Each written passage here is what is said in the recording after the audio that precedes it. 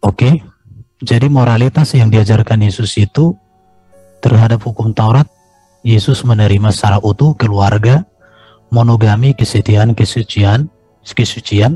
Di luar ini adalah dosa. Tentang pekerjaan, jelas hubungan dengan lawan jenis, menginginkan dalam hati berdosa dengan pemerintah juga iya. Dan pusat ajaran moral dalam Alkitab itu adalah kasih kepada Tuhan dan sesama. Saya cepatkan, ini dasarnya standar moralitas. Berbuat baik kepada yang berbuat baik itu manusiawi.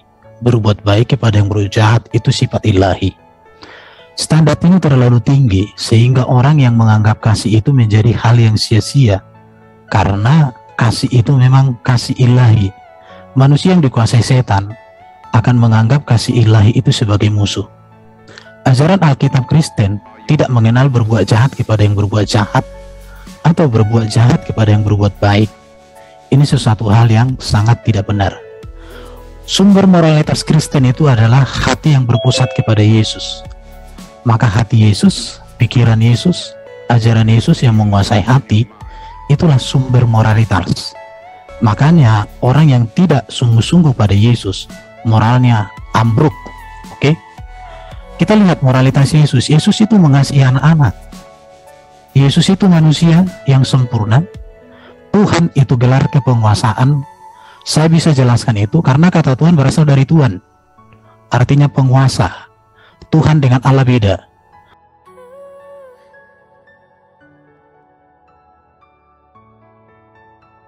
Yesus bukan mengawini anak kecil. Yesus mengangkat derajat wanita, bukan menjadikan wanita sebagai properti seks. Yesus menyembuhkan orang, bukan menyakiti orang yang sehat.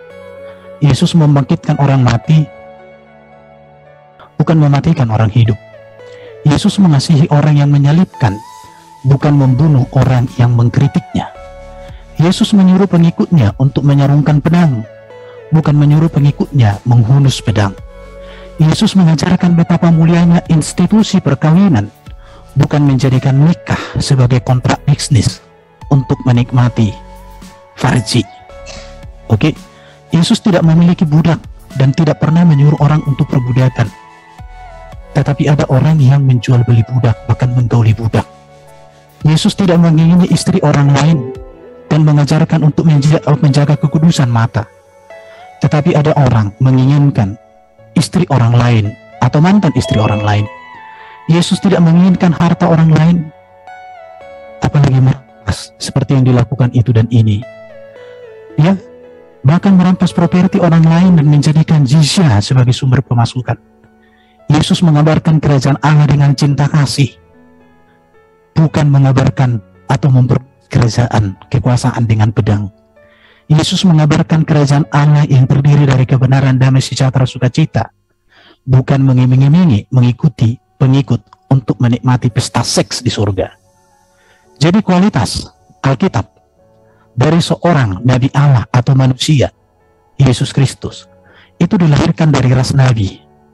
Ramalan seorang Nabi harus dapat diverifikasi, atau dia harus melakukan mujizat untuk membuktikan otoritasnya. Pesan seorang Nabi harus sesuai dengan wahyu sebelumnya. Kalau bertentangan, itu bukan Nabi. Akhlak seorang Nabi harus menjadi panutan bagi umat manusia dimanapun dan selalu.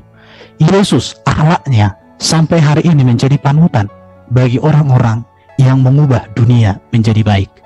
Ya, kegunaan moralitas itu bukti iman, tanda cinta kepada Tuhan, supaya kita makin mengerti kebenaran, supaya kita menjadi saksi Tuhan yang baik, menjaga persekutuan dengan Tuhan, mendekatkan diri pada Tuhan, memberikan damai, supaya Tuhan lebih memakai kita dalam pelayanan kita, agar kita mendapat tempat yang tinggi.